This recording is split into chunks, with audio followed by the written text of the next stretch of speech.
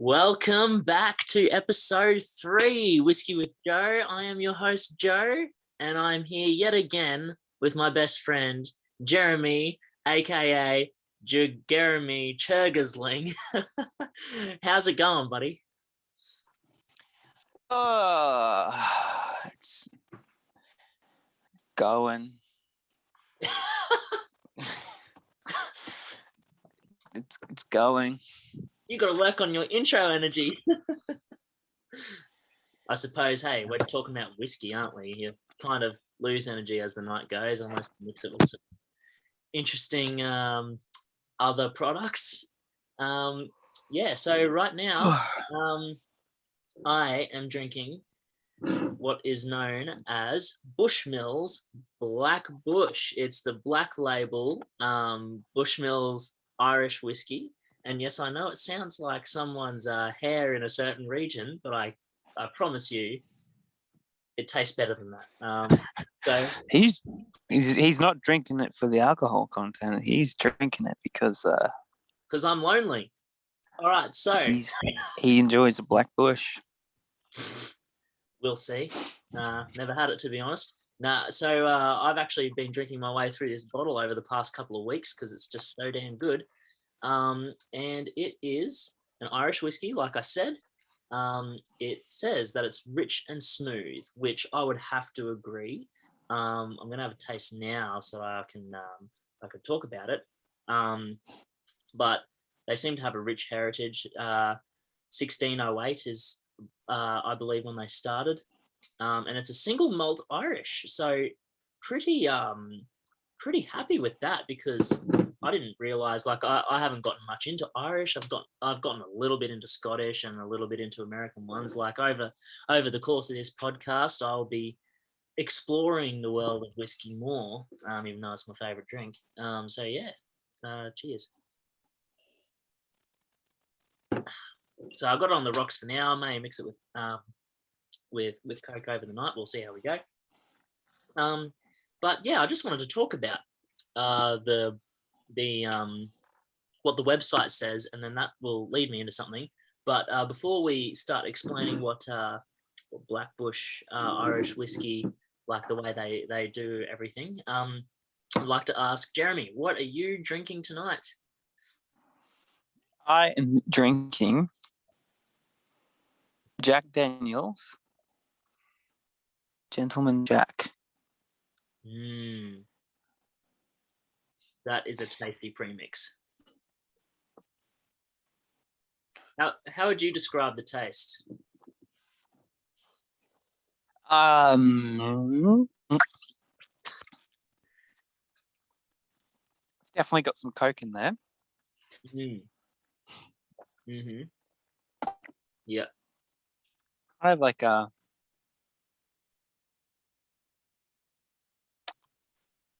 smoky aftertaste.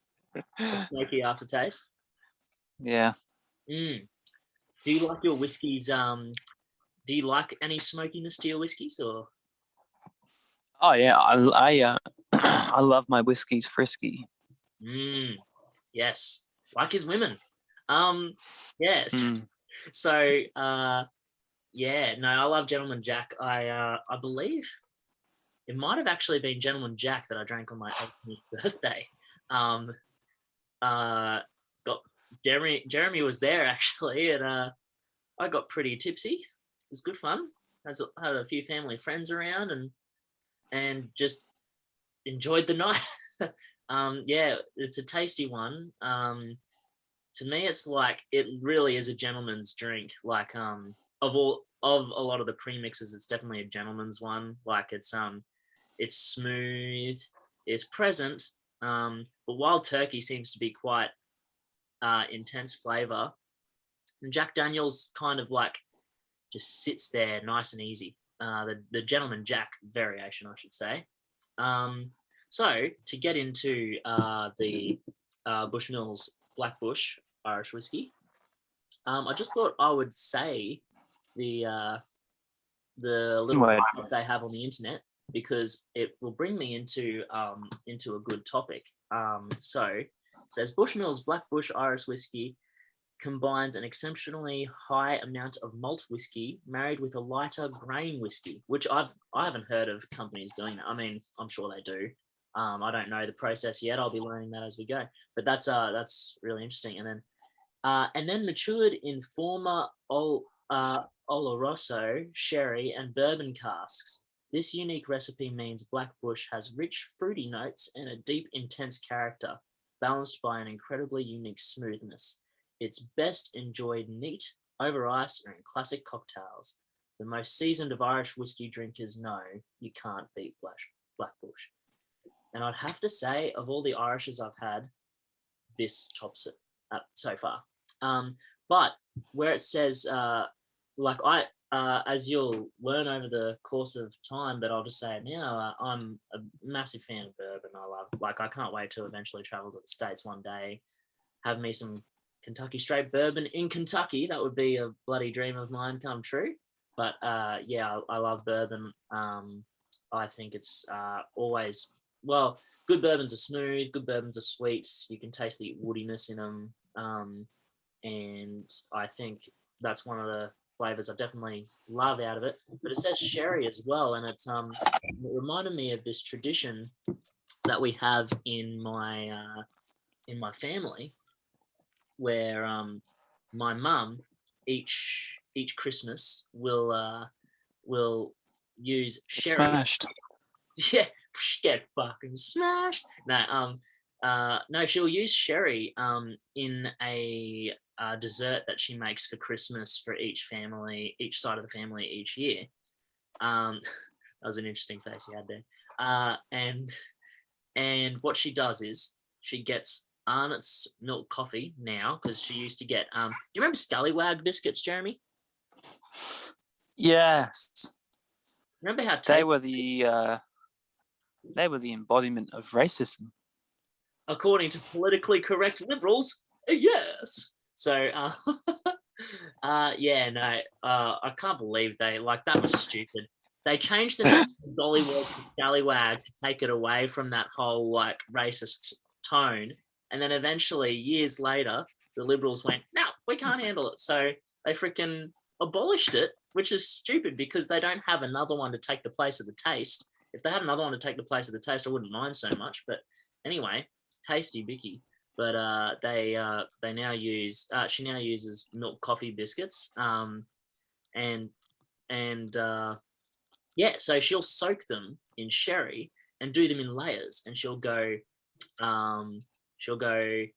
milk coffee biscuits, cream, milk coffee biscuits, cream. And she'll do that 3 or 4 times. And she gets the cream nice and sweet as well.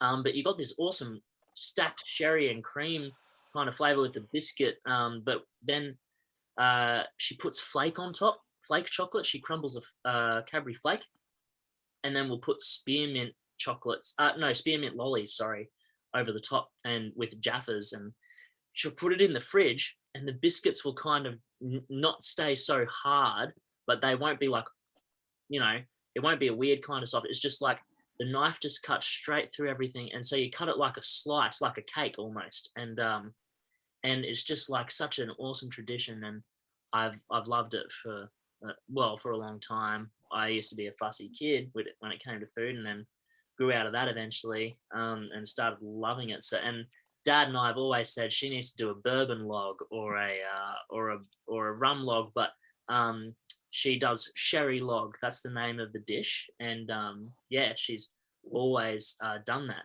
But I was wondering, Jeremy, a topic we could go into is traditions. Do you have any traditions in your family or things that you do, and annually or things like that? Do you have any of those?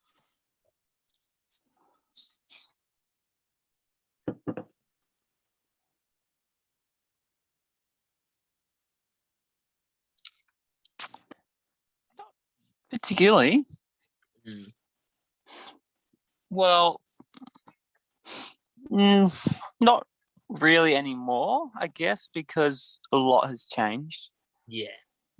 For what we do, one thing that's probably something that has been pretty consistent is like every Christmas morning we have like it's a kind of like it's like a white sauce. I don't remember how it's made, but it's like I knew the ingredients one day, but I can't remember anymore. But anyway, basically we have like this barbecue chicken, which is also cooked in a way that's kind of smoked at the same time. So we have like this chicken and this white sauce on like these like little bread rolls, and the white sauce has little bits of bacon in it. I think maybe even capsicum, but it's just so good. That is probably like the one thing that we always have for Christmas morning and Christmas breakfast. But yeah, it's like the only time we have it too. Like Right. there's no other time. I think there's like a bit of, I know there's cornstarch in it. Mm. There might even be a bit of wine or something. Oh, nice. So it brings out a flavor. So so that's what makes it special though, is that you have it that one time a year, Christmas morning, Christmas Day. You know, like you look forward to it because of the tradition or because of who you know you're going to share time with. But those traditions are just a little additive, I would say, to what makes an event worth looking forward to, or to give you something to look forward to. Is it always the same person who cooks it, like creates the white sauce, or has it been different people gone through the family? Or Generally, but sometimes like depends on where we're spending Christmas, because if we're not at our grandparents' house, because it's usually our nan that makes it. If we're not at our grandparents' house, and it's usually probably like my sister or someone will usually make it. But yeah, we still always have that. Mm-hmm. Yeah, fair enough.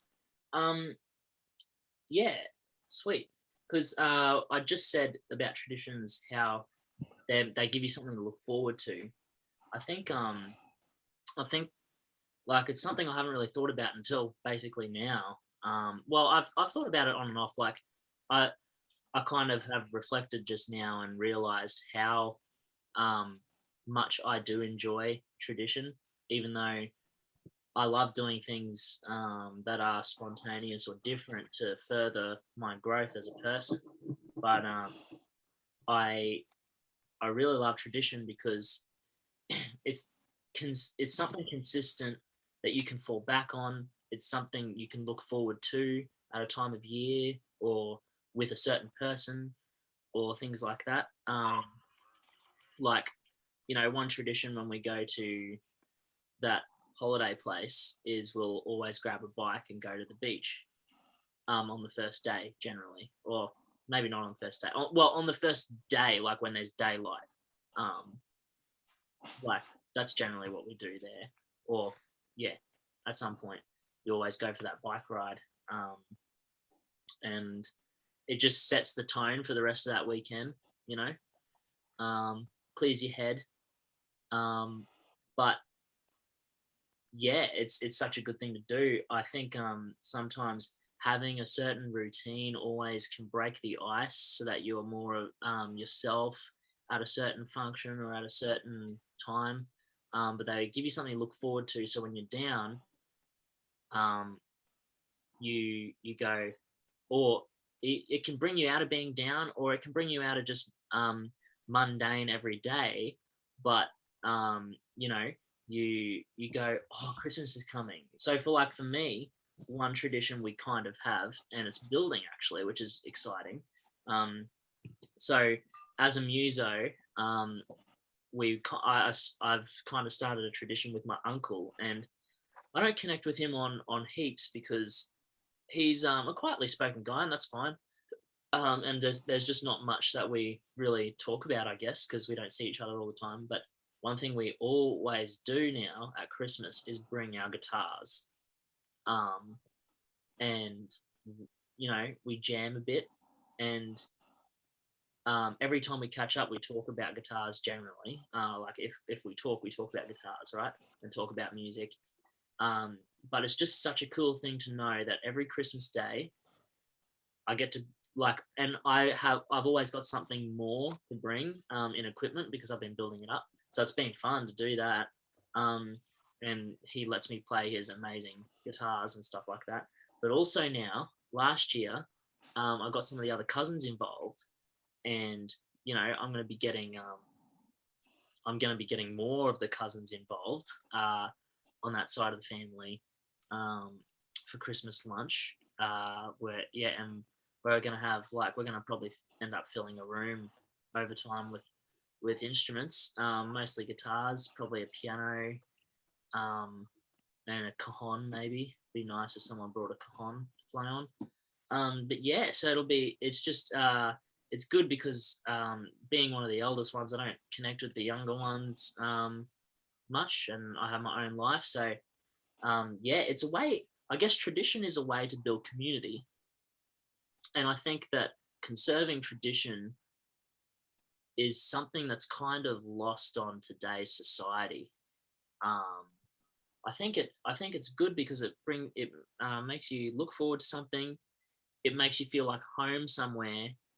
It can clear your head. Routine is great for humans. We are creatures of routine, so it's fine to use that to our advantage. It gives you something to look forward to, and I just think that it was just an interesting topic that kind of came to my mind just before the start of the episode tonight is tradition.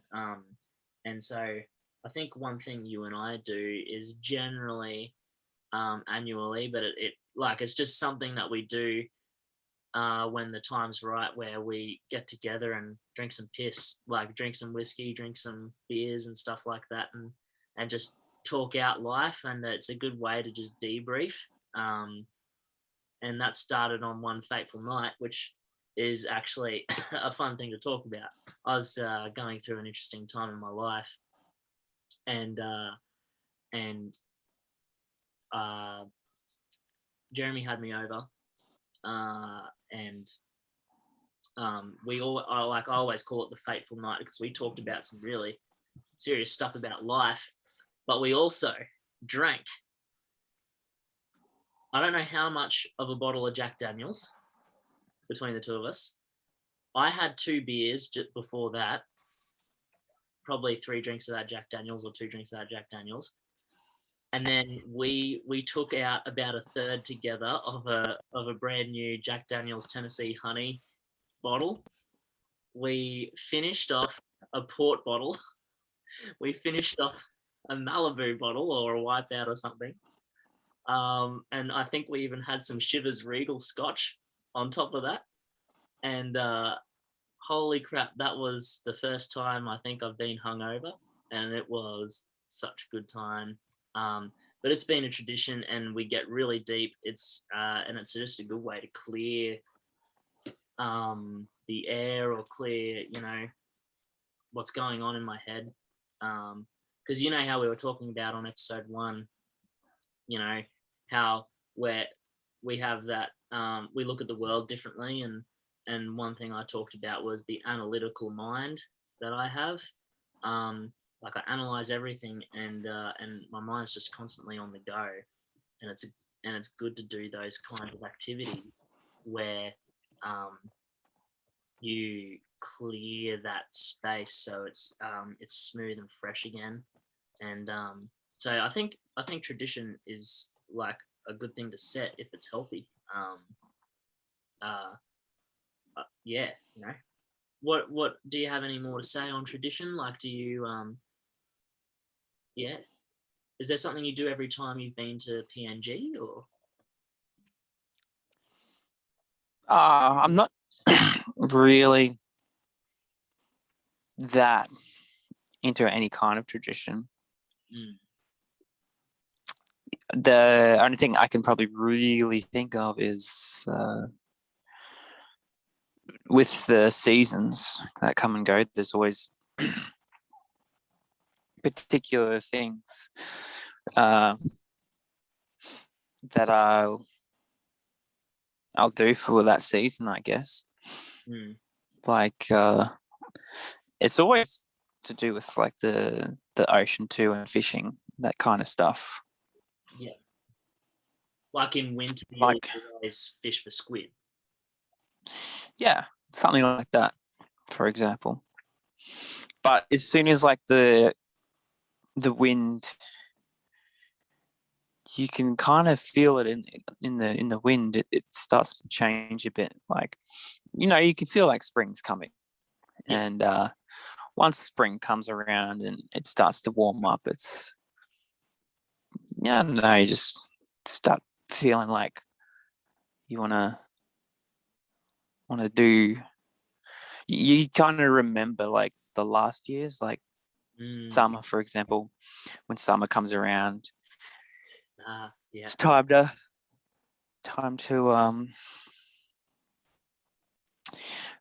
to wake up early, like really early, like 4 o'clock in the morning. Spends a good 4 hours or so, maybe even 3 hours, 3 or 4 hours or so, doing something in the sun, and then it gets to about midday, and it's just so hot and humid, and then just having that crazy afternoon nap with the fan on and aircon on. Yeah. And then once it starts to cool down again, it's like time to get active again, and then get out and get back into fishing again, or something like that. That's I don't know what that's something you do when you go to the holiday destination. Yeah, I guess that's kind of like the tradition. Yeah, you run the days depending on the seasons, and it's yeah, exactly. What's that feeling for you? Like, why do you feel that so? Why do you like it? What?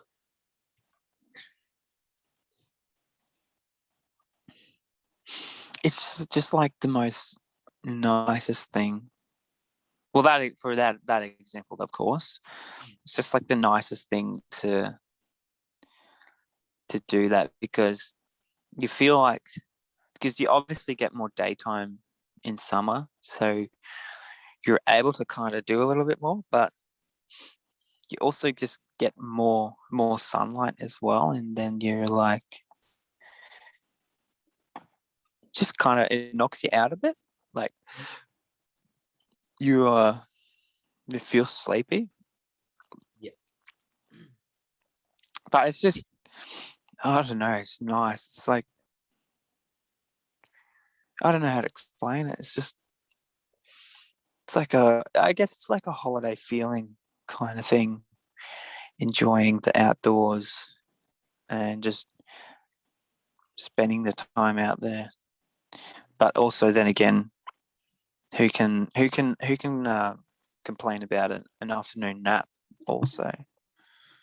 Yeah, and you've gotten up early and you've worked for that nap, so and yeah, and you with your fish that you've had to put in effort for in the sun, and that's right, and you're kind of like slightly sunburnt as well, so any touch of sunlight just singes you. And then as the day goes, you go. Hey? You go. As the day goes on, you kind of like realize what you've done to yourself, because the sunburn gets worse. I've been burnt twice at the place, and yeah, it's but it's been fun every time. I might have been burnt more than twice. I think it was twice that definitely felt it.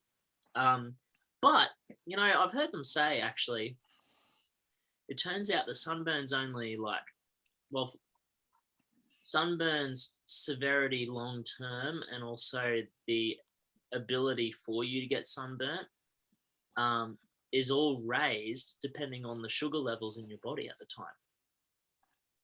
Have you heard? Yeah, I've heard that too. Yeah. So say you're having standard meat and veg at the pub, and not having too many drinks, I suppose. The next day you get up and you go fishing and you have fish, and you're having, something fairly standard, not too high a sugar diet. That sunburn's actually not too bad for you.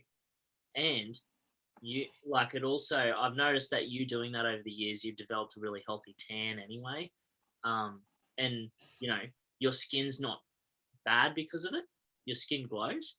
So I think like it's good that you've developed that kind of routine, because it seems to be healthy for you. And I know you wish you could always do it more, especially at this time now that you're further away from there. But yeah, so what's the feeling for you? Is it kind of a feeling of familiarity, and is that one of the reasons you like it, or is it a feeling of comfort, or what makes you run the days the same? It's like a feeling of just enjoying yourself, enjoying your life, and you're kind of like enjoying it's like it's where you want to be, and it's like it's what you want to be doing at the time. Yeah.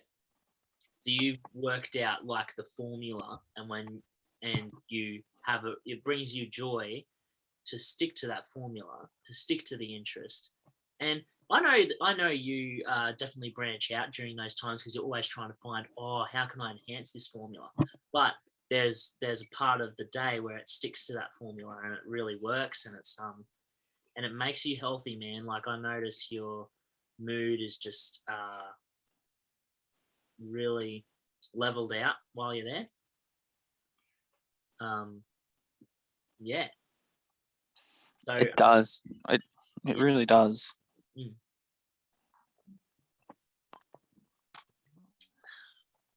So that kind of brings us into a little bit. I suppose that's an interesting part of mental health, because, people talk about mental health all the time, right? I don't know if people have talked about routine and mental health. I don't know if people have talked about tradition and mental health. There definitely probably has been someone talk about that.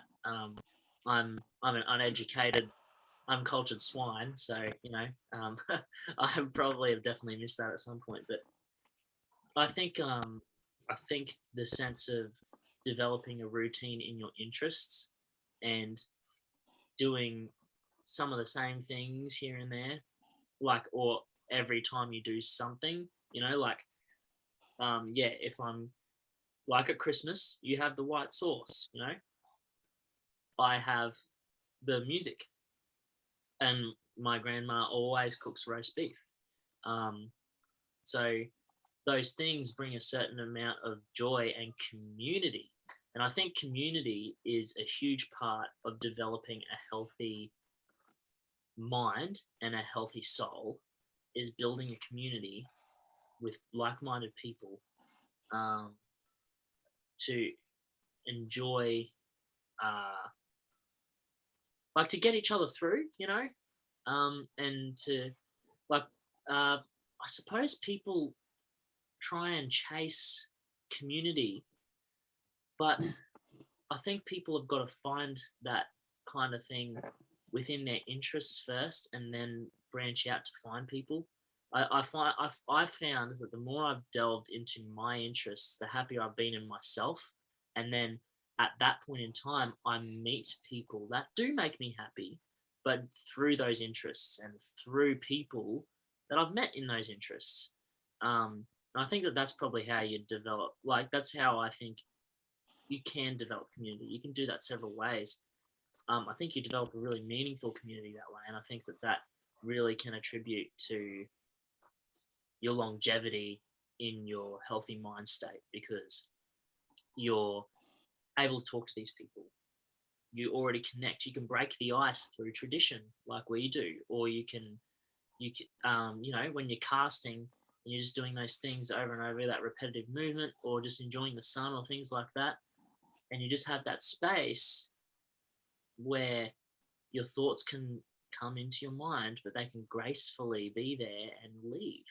Or they can gracefully be there and you end up having discourse with that person and talking them through and things like that. I think tradition really allows a person the opportunity to be safe, to be open, because it feels like home, it feels right, it feels good. Um, would you agree? Yeah, absolutely.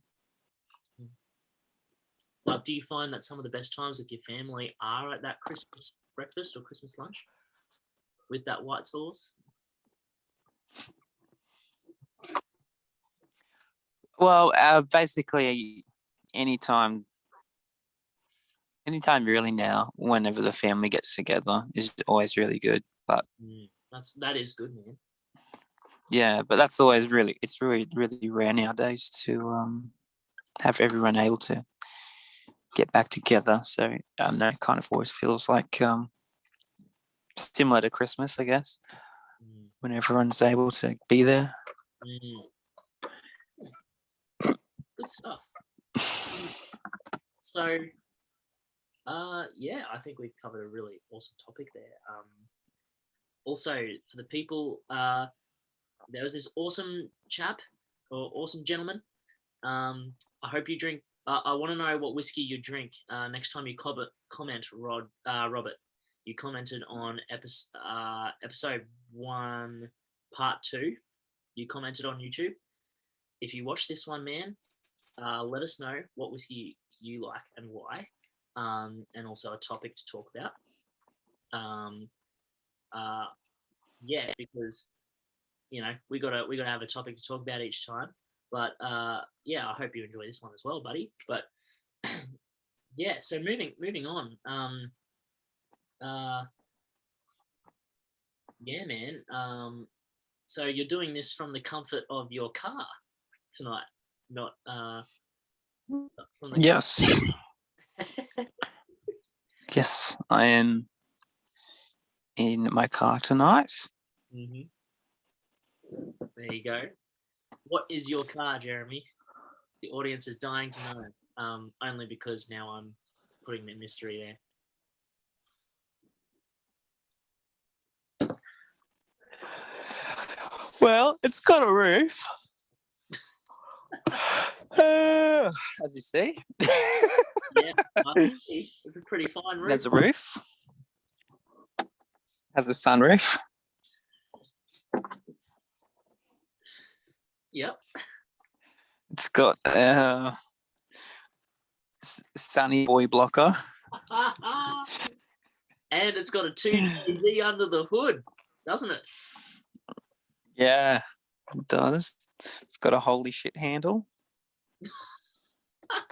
When you're getting those mad slides in that rear wheel drive.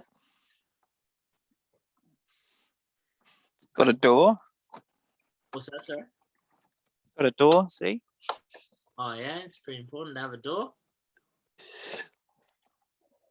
Yeah. Awesome Toyota Sora 2JZ. And they're interesting because they've got the same engine as the Supra, but they've got slightly different paneling. They're kind of like when, how Lexus mixes with Toyota on things like the Land Cruiser, actually. You know how Lexus will release a Land Cruiser alongside and it's more luxury orientated.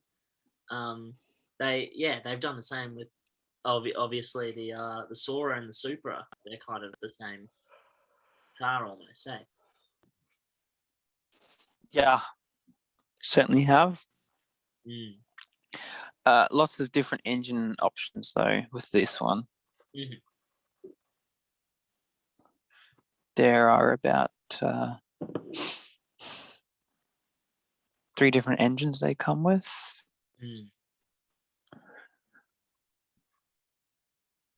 They come with a V8 version as well, but they come with also the straight 6 versions. The older ones having the 1J and the newer ones having the 2J. But they don't have different capacity 6-cylinders, though, do they? Not that I know of. No. Similar capacities, I'm pretty sure. Yeah. Yeah, your car has a really pretty note. I suppose the reason I brought up cars is it's you know, tying into other topics we've talked about, but like finding, interests that you can share with people. It can even go into your everyday things if that's something you're interested in. And I think, you know, develop that within yourself. Find that. And that's something I've been coming back to after a period of my life where I put a lot of myself into a certain thing that didn't end up working out, which has been a huge disappointment for me. But I've learnt a lot out of it. I've grown out of it. I'm probably stronger now and a bit more callous to the world, which in a lot of ways is good. And in some ways, I just hope I don't burn people with that callousness. But yeah, I've been rediscovering my interests because I realized that through the process of giving to this thing that I really wanted to work, that I really loved, I kind of didn't spend as much time in my interests, and I'm going back through the process of actually the motivation and enjoying them again, and it's resulted in some good stuff, man.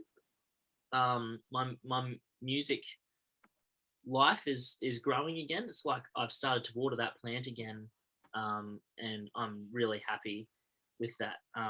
I think that above all things, when it comes to how you interact with the world, unfortunately, people try to be selfless, and the people that get that right are great people. I know some great selfless people, but one thing you do have to learn is how to still please yourself throughout your whole life, because you're the one who lives your life, So I'm trying to get too crazy on people with advice, though I'm happy to give it if people ask. I definitely have come to the point where it's really important to work on your interests and probably prioritize them higher than you first think, because they are part of who you are. And like, this is one of the reasons why I've just gotten onto a whiskey with Joe, is because, man, I've been putting it off for too long, man. Yeah. But this brings me into, because of the experience I've been having is, without going too far into it, it's been a relationship. Not going to say who, not going to say what happened, not going to say any of that. That wouldn't be right. But it's interesting, and I think this will be hopefully comedic. But Jeremy, dating.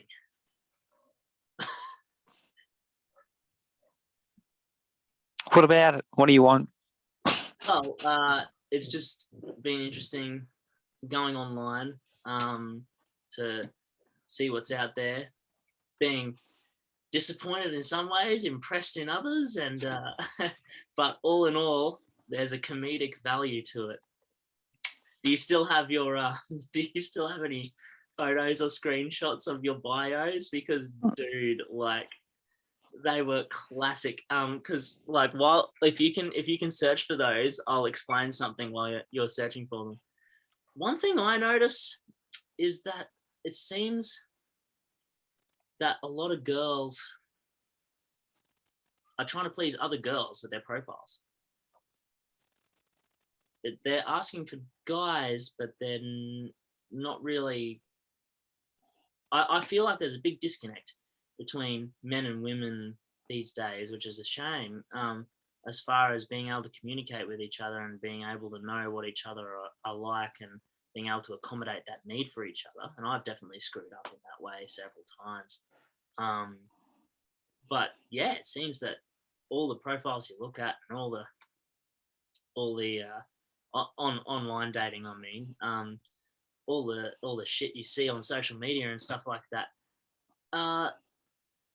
people aren't really accommodating each other.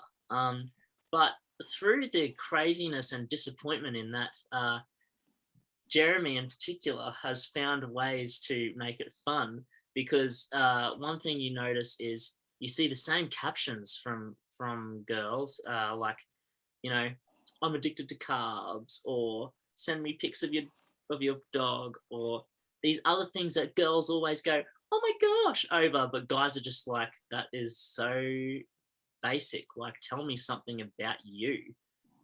Tell me something about you. Like, that can't be your personality trait that shines through. You know what's actually, and I'm probably gonna cop flack over this, but what's actually, you know, important to you, or things like that. And so you have My, your bio, your Jeremy. yeah, Did you delete it? yeah, I deleted it, but I've got the captions here. But unfortunately, being addicted to carbohydrates somehow is not considered as a personality trait, believe it or not. Who knew? None of the girls. None of the girls on these dating apps. That's who didn't know. Every guy knew that. Girls, there's a tip. Oh no. Pizza, pasta, and tacos. Yeah, just I don't really care too much about your diet. That's something for you to focus on. I care about like what things you like to do, you know. Anyway, so what's your bio that you had that was like the pinnacle, or even walk us through them, because there were some really good ones. We Jeremy in particular used it as a chance to take the piss out of bios, so meaning biography, like, you know, your description of yourself that people see on your profile. Jeremy took it as a time to just say the most stupid shit. And did you get much love out of it, or like, did you get a lot of people saying that's awesome, or? Well, you don't really find out, Yeah. basically, exactly whether or not people do like it unless you start talking to them. And it's our own. it's most of it's a waste of time. Yeah. Look, you meet some people and you'll get this through life anyway. This is what just happens with life. You meet people who share similar interests or share a few things, you know, and you go, oh wow, that's great.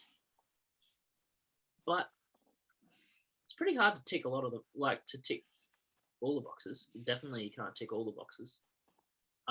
In my opinion, you got to find someone who you think is right in a lot of ways, and you're willing to work with them on other things. And you know, the things that they don't, that, you know, you go, oh, that wasn't something I've been planning for, or thinking I would like in a part. Like, you gotta just cope with the flaw, or I said flaws, the differences. You know, I think that you can't find someone that's completely perfect. I think you can find someone who ticks a lot of the boxes, and if you're willing to, everyone's got flaws. If you're willing to take the pros with the cons, then you found a good person. That seems to be the case. That being said, both parties have to want to do that, and just be yourself. And exactly. So that's given me more power to just be myself, because I'm not going to please everyone. I'm not going to please the one I want to all the time anyway.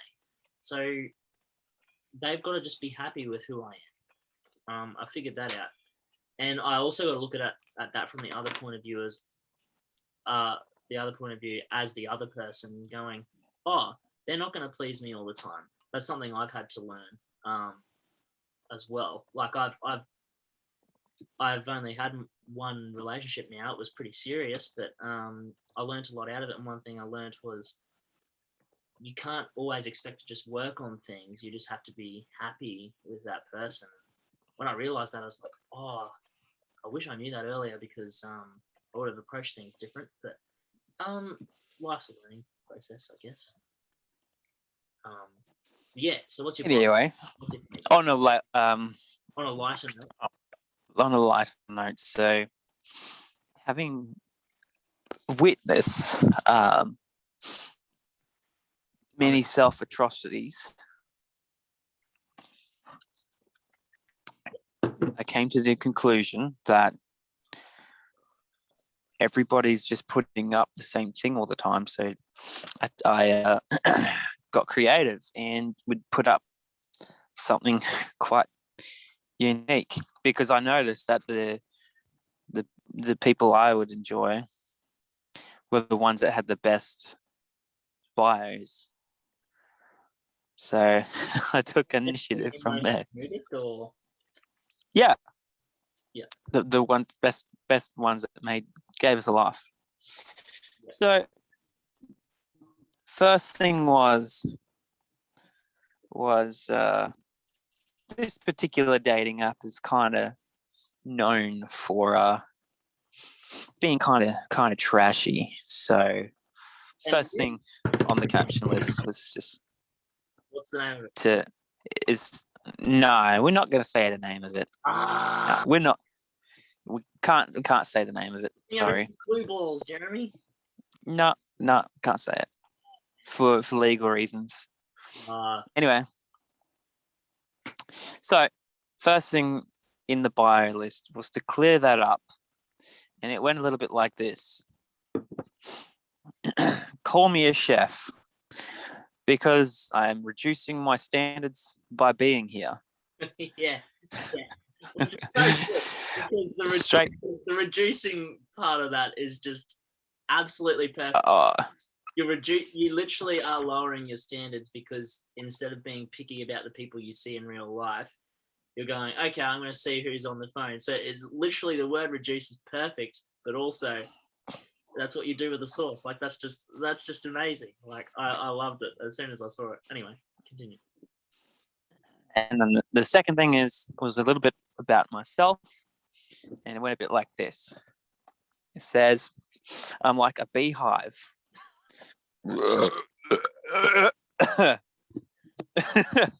Sweet on the inside and also full of bees, with the peach emoji and a bee. Which makes no sense. Like, it's the misdirect. I love it. It's the misdirect in that one. Yeah.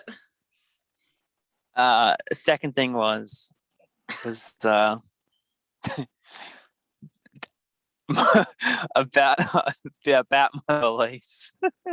And it goes a bit like this: part of a cult group where we discuss ways to solve the world's problems with nothing more but acorns and paper clips. Oh man, acorns and paper clips, dude. Again, it's the misdirect. Like, you just don't expect that to be what it was. It's just a complete throw at everything people talk about, I guess. And then to finish it off, I say, P.S. I'm not a canine, so I can't be the father of your dog. That's right. Girls are always talking about, I'm looking for a stepfather, or I'm looking for a father for my dog. Exactly right. It's always just looking for someone to be the father of my dog. Yeah, you and every other chick who says the exact same thing. I imagine in some ways there's probably a lot of dudes that are the same, but like, I don't know. Yeah, that's right. Dudes would be the same. They would be posting like, want a chick with big tits and big ass, you know? Like, they probably yeah, love me, Jim. Wanting someone every day. They'd probably be like, Jim, cars, something like that, I guess. Yeah, exactly. Like, they'll just be one word things like gym, cars, tits, ass, thumbs up. Tats. Yeah, tats. You know, and then maybe a reference to the club that they are like a regular at, like EH lol, or some shit like that. I'll let that be for the Brisbaneites to know what the EH is. They cop some flack for that, but I am prepared. I don't give a shit. Weaponized autism. Weaponized autism. Oh, mate, that sounds about right. That's me after some GYG.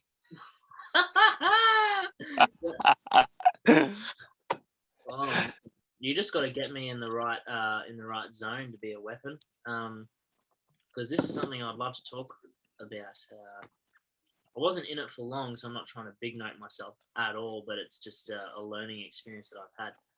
Maybe Farting in the jar. part 2, because we're at 50 minutes now. So I think that might be a part 2. I'm almost flat. So maybe another episode. Yeah. So you won't be able to do any more tonight, will you? Correct. That's all right, mate.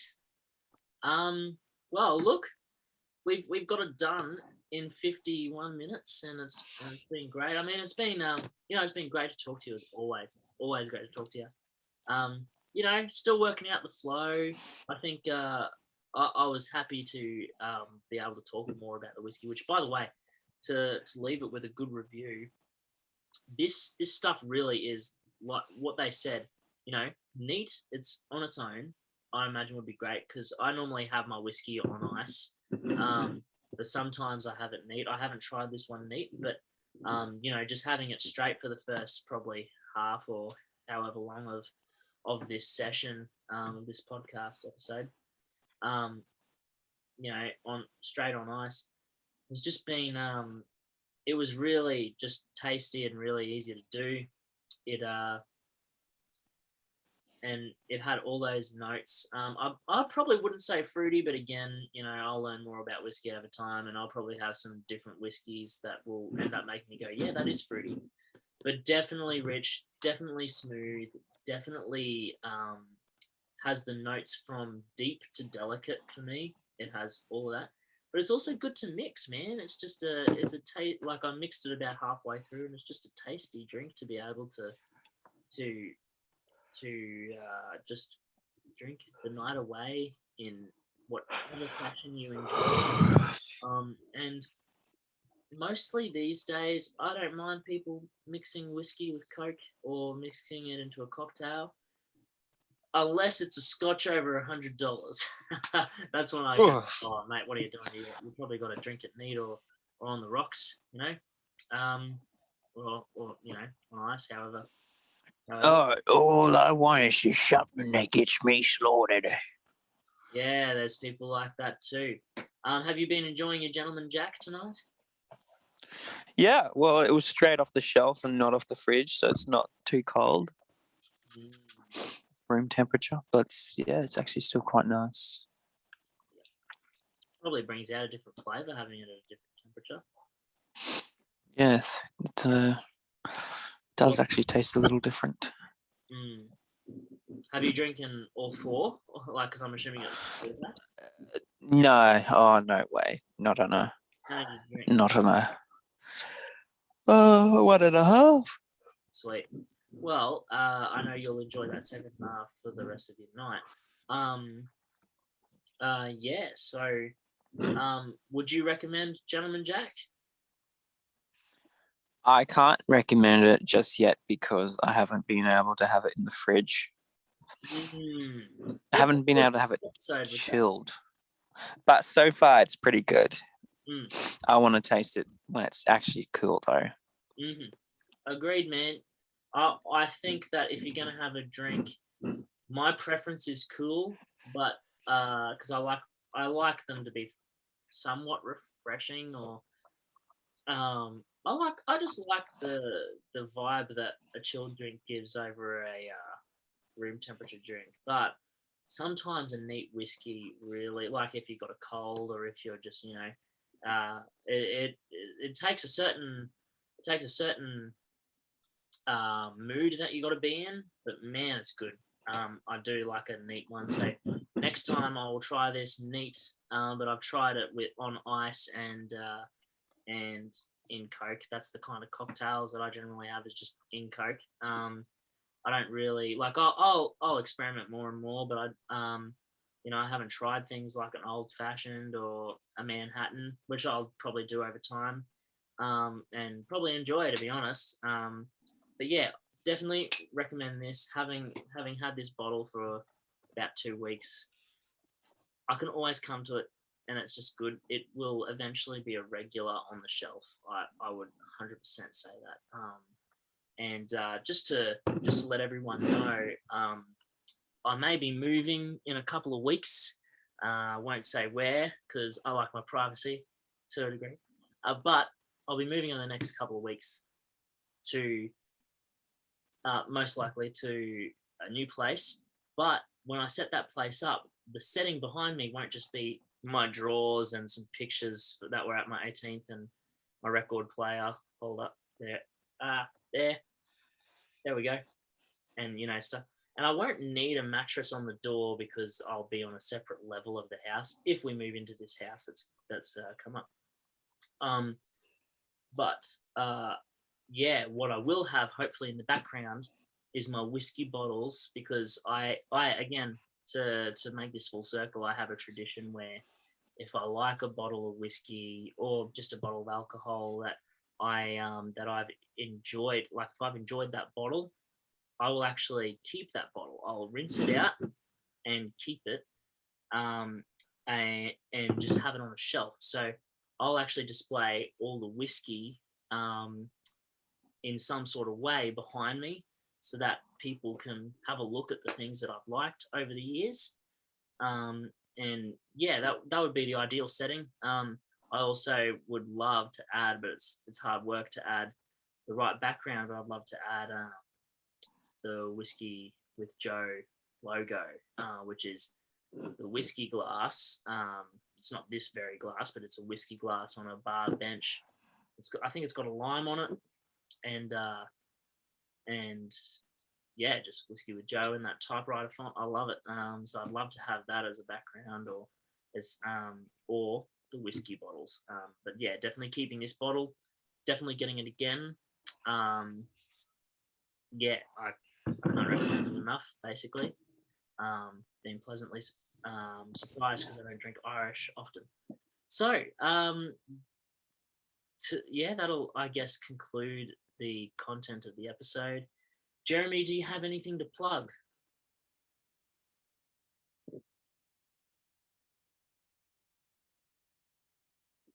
Jeremy's on Zoom and his camera's frozen. I'll go first. Keep following Whiskey with Joe. I'm going to start on Instagram. I'm going to use iMovie on the computer to basically get little segments, post those segments on Instagram as IGTV to promote the page and say these are the kinds of things we talked about. Like in episode 1, I really want to have a segment on that autism that we talked about, because I think that's just a really great thing. Jeremy's dropped out here. I'm sure he wishes you well. I'll plug his stuff in a sec. So look, follow me at Josiah Music. Follow Whiskey with Joe on Instagram and YouTube.